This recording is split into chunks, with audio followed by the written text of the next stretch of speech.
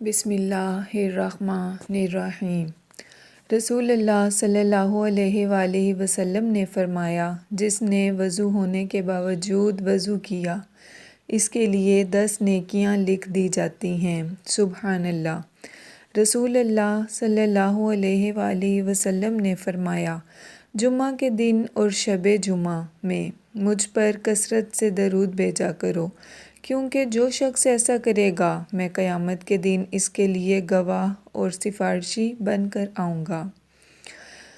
ام المومنین سیدہ عائشہ رضی اللہ تعالیٰ عنہا کہتی ہیں کہ رسول اللہ صلی اللہ علیہ وآلہ وسلم نے فرمایا، بالغ عورت کی نماز بغیر اوڑھنے کے قبول نہیں کی جاتی۔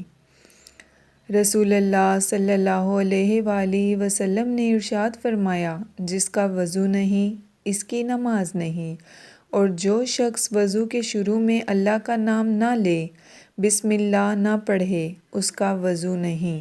استغفر اللہ۔ روزہ دار کی دعا اللہ رد نہیں کرتے۔ آپ صلی اللہ علیہ وآلہ وسلم نے فرمایا، 3 آدمیوں کی دعا رد نہیں کی جاتی: عادل حکمران، روزہ دار حتیٰ کہ روزہ افطار کر لے، اور مظلوم۔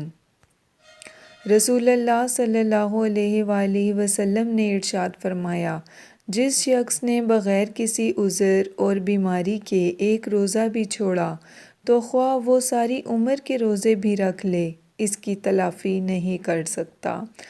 اللہ پاک ہمیں اس رمضان المبارک میں تمام روزے رکھنے کی توفیق عطا فرمائے اور ہمیں ان تمام احادیث پر عمل کرنے کی توفیق عطا فرمائے۔